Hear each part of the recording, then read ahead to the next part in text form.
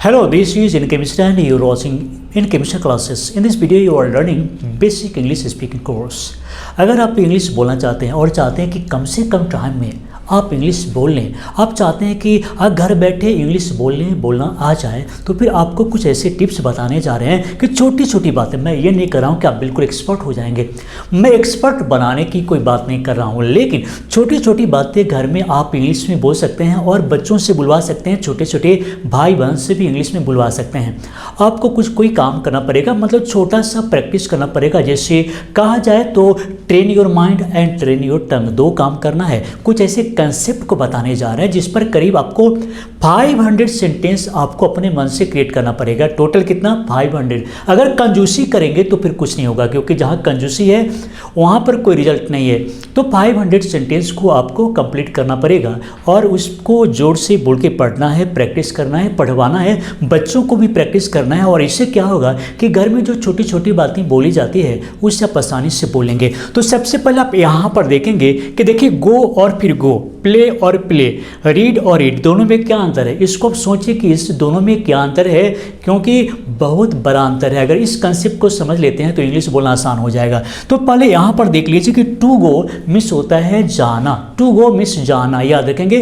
To go miss जाना, to play खेलना, to read पढ़ना, टू ईट खाना, टू लुक देखना। गोइंग इसका मतलब भी होता है जाना, प्लेइंग खेलना, रीडिंग खेलना, पढ़ना, और ईटिंग खाना, लुकिंग देखना। इससे अगर समझ गए हैं तो फिर आगे देख लीजिए। अगर इसे आप नहीं समझेंगे तो फिर आगे बहुत सारी कठिनाइयाँ आएगी, क्योंकि आपको मैं बेसिक बताने जा रहा हूँ, बेसिक इंग्लिश स्पीकिंग। और अगर बेसिक कंसेप्ट में कोई भी प्रॉब्लम है तो फिर आगे नहीं बढ़ पाएंगे, बहुत डिटेल में बताने जा रहा हूँ। अब यहाँ पर देखेंगे गो मिस आप पहले से जानते हैं, इसका मतलब ही होता है जाना। अभी बताने जा रहा हूँ, अभी दिमाग बिल्कुल खुल जाएगा। और जिस प्रकार इन सभी का मीनिंग जाना, जाना, जाना, खेलना, पढ़ना, खाना, देखना, और इन सभी का एक ही मीनिंग है। कैसे? इसे बोलेंगे इन्फिनेटिव, इसे जेरंड, और ये हो गया वर्ड। जैसे कोई अगर पूछता है कि गो मिस क्या होगा तो जाना होगा, प्ले मिस क्या होगा खेलना होगा। लेकिन हर एक वर्ड, कोई भी वर्ड लेते हैं, अगर वो वर्ब है और उसके आगे अगर फुल स्टॉप लिखते हैं, देखिए फुल स्टॉप लिखा हुआ है, तो ये हो गया सेंटेंस, और सेंटेंस है तो फिर इसका मीनिंग भी उसी तरीके से होगा। अब यहाँ पर गो मिस जाना नहीं है, गो मिस होता है जाओ, प्ले खेलो, रीड पढ़ो, ईट खाओ, लुक देखो। अब इसी तरीके से घर में क्या करना है कि जो छोटे छोटे बच्चे हैं बोलेंगे लुक, रीड, स्टडी, गो, रन, प्ले, और छोटी छोटी वर्ड से शुरुआत करेंगे, क्योंकि बड़े से बड़ी मंजिल की यात्रा को तय करते हैं पहले कदम से ही। तो ये हुआ पहला कदम। Train your mind and train your tongue, अपने टंग को, माइंड को ट्रेन करना है। कैसे?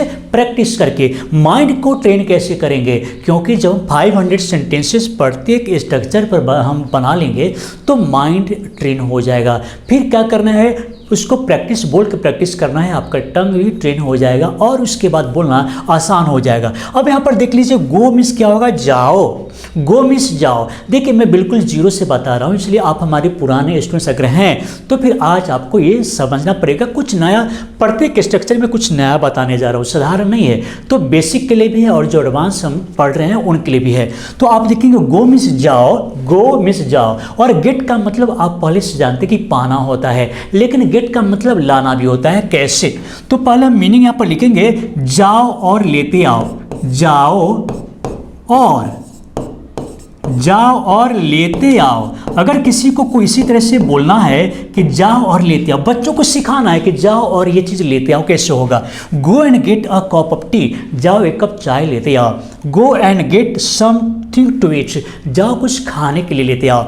या फिर go and get a chair to sit, जाओ बैठने के लिए एक चेयर लेते आओ। Go and get a glass of milk, जाओ एक गिलास दूध लेते आओ। Go and get a bucket of water, जाओ एक बाल्टी पानी लेते आओ। घर में बोलते हैं हम लोग, सेम उसी तरीके से है। अब क्या करना है कि इस पर आपको बहुत सारे सेंटेंस को बनाना है, क्योंकि हम जितने भी बताने जा रहे हैं टोटल पर 500 सेंटेंस का प्रैक्टिस करना है, और तब हमें बताइए कि आपको कितना फायदा हुआ। अब यहाँ पर देखेंगे गो एंड गेट, इसका मतलब अंतर है।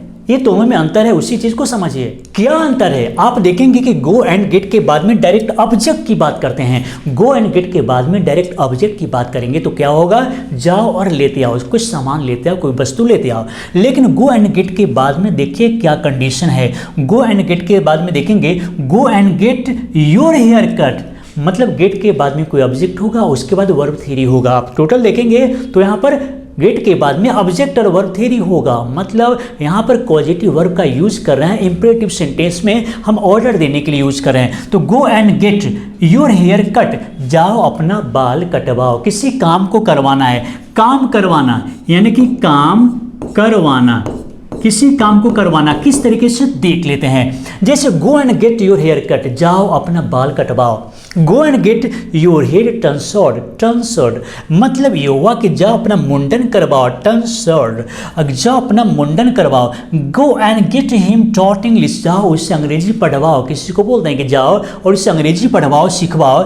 गो एंड गेट हिम मैरिड, जाओ उसकी शादी करवाओ। तो किसी काम को करवाने के लिए गो एंड गेट, उसके बाद फिर ऑब्जेक्ट, उसके बाद verb theory. Go and get a letter written का मतलब जाओ एक पत्र लिखवा। तो दोनों आप देखेंगे कि एक ही तरीके का स्ट्रक्चर है, लेकिन यूज करने पर डिपेंड करता है कि इसका मीनिंग क्या होगा। आप देखेंगे गो एंड गेट के बाद में ऑब्जेक्ट हो जा रहा है और यहाँ पर गो एंड गेट के बाद में ऑब्जेक्ट और उसके बाद में वर्ब थ्योरी का प्रयोग करेंगे तो क्या होगा? किसी काम को करवाने के लिए होगा। अब यहाँ पर देखेंगे कि गो and have, go and have का मतलब है जाओ खा लो, पी लो। अगर इस हैव का मतलब देखेंगे तो क्या होगा? खाओ, खाओ या फिर पियो, दोनों काम होगा। कैसे?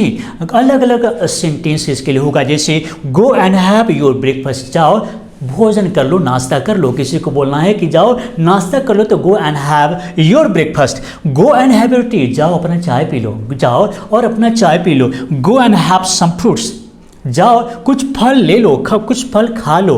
गो एंड हैव सम मिल्क।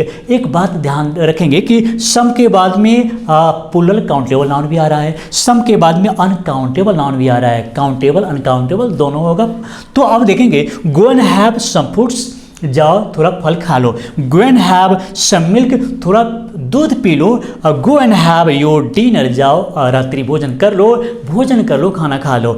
तो आप देखेंगे कि हैव का मतलब अब हमेशा ईट या ड्रिंक नहीं बोल के आप डायरेक्ट हैव का प्रयोग कर सकते हैं। हैबिट डालना होगा, train your tongue, train your mind. कुछ ऐसे वर्ड से आप माइंड को और टंग को ट्रेन कर देंगे तो फिर आपको सोचना नहीं पड़ेगा, आप डायरेक्ट उसी चीज़ को बोलेंगे। फिर देखेंगे go and do, go and do. अब डू यहाँ पर साधारण नहीं है, ये साधारण नहीं है, यहाँ पर भी इसका कुछ मीनिंग है, उसे देख लीजिए। गो and do help the poor. और इस डू का मतलब कई बार अभी जो बताने जा रहे हैं जरूर भी होता है। डू का मतलब हमेशा करना नहीं होता, जरूर होता है एम्फैटिक सेंटेंस में। जैसे go and do help the poor, जाओ गरीबों की मदद जरूर करो। बहुत सारे सेंटेंस को बनाना है, इसलिए ध्यान से देखिए। गो and do help the poor, जाओ गरीबों की मदद जरूर करो। गो एंड डू योर होमवर्क। अब यहाँ पर क्या है कि जरूर इसमें नहीं होगा, क्योंकि डू के बाद में अगर कोई वर्ब आ जाए, डू के बाद में कोई वर्ब आ जाता है तो डू का मतलब हुआ जरूर या फिर अवश्य। Go and do your homework, जाओ अपना होमवर्क कर लो। Go and do sit for study, जाओ पढ़ाई के लिए जरूर बैठ जाओ। Go and do listen to your teacher, जाओ टीचर जो पढ़ा रहे हैं उनकी बातों को सुनो।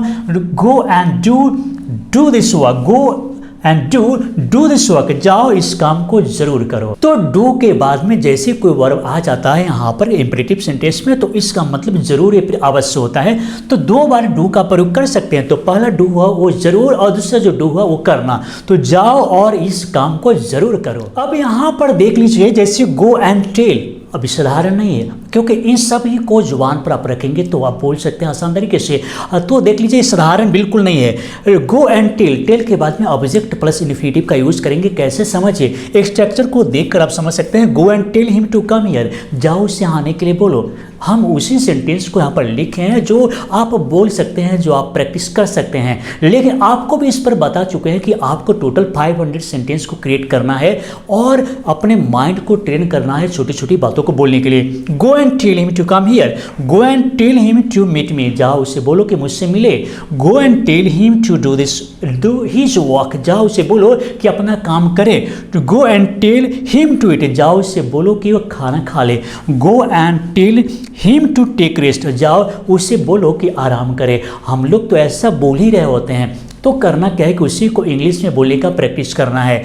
अब क्या है कि कुछ और चीज़ को देख लेते हैं। किसी से पूछना भी हो तो इंपरेटिव सेंटेंस का यूज़ करके हम किसी से कुछ भी पूछ सकते हैं। सही से देखिए, प्रैक्टिस कीजिए। आता है फिर भी देखिए, और नहीं आता है तो और गौर से समझने का प्रयास कीजिए।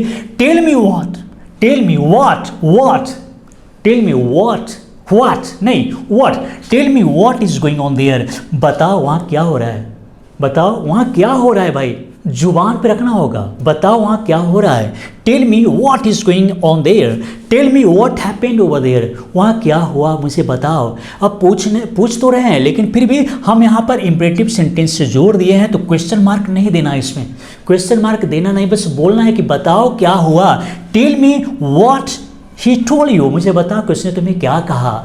Tell me what he thinks about me, और मुझे बताओ वह मेरे बारे में क्या सोचता है, बताओ। Tell me what your ambition is, और मुझे बताओ तुम्हारा लक्ष्य क्या है। और इस तरीके का सेंटेंस में क्या करेंगे, जो सब्जेक्ट आ रहा है उसके बाद ही वर्ब देंगे, चाहे वो हेल्पिंग वर्ब हो चाहे मेन वर्ब हो। देखिए यहाँ पर भी सब्जेक्ट आया, उसके बाद में वर्ब का प्रयोग है, सब्जेक्ट उसके बाद वर्ब का प्रयोग है, और इसी तरीके से कई बार वर्ड खुद सब्जेक्ट का काम कर रहा होता है कि क्या हो रहा है भाई बताओ। तो अब क्या है कि इसी तरीके से इन सभी पर बहुत सारे सेंटेंस को बनाकर प्रैक्टिस करना है। अब यहाँ पर देखते हैं tell me where, tell me where you live. अब वेयर के बाद में डायरेक्ट सब्जेक्ट और वर्ब का प्रयोग करेंगे। कोई भी वर्ब हो सकता है, कोई भी सब्जेक्ट हो सकता है। जैसे tell me where you live, मुझे बताओ तुम कहाँ रहते हो। Tell me where he is going, मुझे बताओ वह कहाँ जा रहा है। Tell me where you go daily, मुझे बताओ तुम रोज कहाँ जाते हो। Tell me where she belongs to, और मुझे बताओ कि वह कहाँ रहती है, कहाँ की रहने वाली है। Tell me where she went away, और मुझे बताओ वह कहाँ चली गई। तो अब करना क्या है कि WH, टेल मी के बाद में किसी भी WH को लीजिए, सब्जेक्ट लीजिए, उसके बाद कोई वर्ब लिखिए और बन गया एक सेंटेंस। पूछ सकते हैं किसी तरीके से, किसी से क्वेश्चन कर सकते हैं। अब क्या है कि टेल मी वाई, रीजन पूछ रहे हैं। Tell me why, tell me why you are angry, मुझे बताओ तुम मुझसे नाराज क्यों हो। कई बार कुछ लोग नाराज हो जाते हैं और कारण पता नहीं रहता कि नाराज क्यों हो गए। Tell me why you never take tea, मुझे बताओ कि तुम चाय क्यों नहीं पीते हो, मुझे बताओ। Tell me why she never talks to you, और मुझे बताओ वो तुमसे बात क्यों नहीं करती है। Tell me why you always come late, मुझे बताओ कि तुम हमेशा लेट क्यों आते हो। Tell me why they are absent, और मुझे बताओ कि वे लोग क्यों एब्सेंट हैं, अनुपस्थित हैं। तो रीजन जाने के लिए टेल मी वाई उसका सब्जेक्ट प्लस वर्ब का प्रयोग कर सकते हैं। तो अब इसे भी सही से देखना पड़ेगा ताकि आप बिल्कुल कमांड कर ली बेहतर तरीके से बोल सकते हैं। जैसे टेल मी हु, अब सब्जेक्ट के बारे में बोल रहे हैं कि टेल मी हु, तो क्या होगा। Tell me who is over there, मुझे बताओ कि वहाँ कौन खड़ा है। तो अब क्या है कि tell me who, tell me who यहाँ पर सब्जेक्ट का काम करेगा और इसलिए डायरेक्ट वर्ब दे देना है। Tell me who all are coming, अब हु के बाद में अगर ऑल का प्रयोग करते हैं तो हो जाएगा कौन कौन। Tell me who all are coming, बताओ कौन कौन आ रहा है। Tell me who wants to meet me, बताओ मुझे बताओ कि मुझसे कौन मिलना चाहता है। Tell me who wants to learn English, और मुझे बताओ मुझसे अब कौन इंग्लिश सीखना चाहता है, मुझे बताओ कि इंग्लिश कौन सीखना चाहता है। Tell me who told you about me, और मुझे बताओ कि तुम्हें मेरे बारे में किसने कहा। तो इस तरीके से बहुत सारे सेंटेंस को क्रिएट कर सकते हैं। टेल मी होम, अब है किससे या जिसे, अब कैसे होगा देख लेते हैं। Tell me whom you like most, मुझे बताओ कि तुम किससे सबसे ज़्यादा पसंद करते हो। Tell me whom you are looking at, मुझे बताओ कि तुम किस पर देख रहे हो। Tell me whom you are talking to, मुझे बताओ कि तुम किससे बात कर रहे हो। Tell me whom you are inviting the tree, तुम मुझे बताओ कि तुम किसे चाय पर बुला रहे हो। मान लीजिए चाय पर किसी को बुला रहे हैं, तो चाय पर बुलाने के लिए इनवाइट टू टी करते हैं। इनवाइट टू टी में चाय पर बुलाना। Tell me whom you are speaking about, मुझे बताओ कि तुम किसके बारे में बात कर रहे हो, किसके बारे में बोल रहे हो। अगर आपको टोटल बात समझ में आ गया, जो भी मैं पढ़ाया हूँ अगर आप समझ लिए हैं, तो चलिए सवाल है, जाओ अपना बाल कटवा लो, जाओ अपना बाल कटवा लो। तो जाओ अपना बाल कटवा लो, आखिर कैसे होगा, कैसे होगा, इम्परेटिव सेंटेंस तो है, लेकिन वर्ब कौन सा होगा, पॉजिटिव वर्ब होगा, gate plus subject plus V3 का प्रयोग करेंगे। तो देखते हैं कि आपका आंसर कितना सही होता है। एक बात याद रखेंगे, अगर मैं आपके कमेंट का जवाब नहीं भी दे पाता हूँ किसी कारणवश, तो पढ़ता जरूर हूँ। क्यों? क्योंकि आपका नाम याद रखना है हमें, क्योंकि आप हमारे वीडियो को देखते हैं, सीखते हैं, रेगुलर बने रहते हैं, तो आपका नाम भी हमें याद रहना चाहिए। और इसीलिए अगर जल्दी में है तो हम कमेंट को चेक जरूर कर लेते हैं, लेकिन मेरा पूरा प्रयास होता है कि आप जब भी कमेंट करते हैं तो हम आपको जवाब ज़रूर दें, क्योंकि जो भी हमारे पुराने स्टूडेंट्स हैं, फ्रेंड्स हैं, उन्हें पता होगा कि हम आपसे अक्सर कमेंट बॉक्स में चैट करते रहते हैं। आपके पूछे गए सवाल या फिर आपका जो कमेंट है उससे हम रिस्पॉन्ड ज़रूर करते हैं, इसलिए हमेशा बने रहिए। और अगर आप न्यू हैं, सब्सक्राइब हमारे चैनल को नहीं किए हैं तो सब्सक्राइब कर लीजिए, ताकि हमेशा दोस्ती बनी रहे। तो चलिए दोस्तों, इस वीडियो को देखने के लिए, लाइक करने के लिए और शेयर करने के लिए आप सभी को बहुत बहुत धन्यवाद।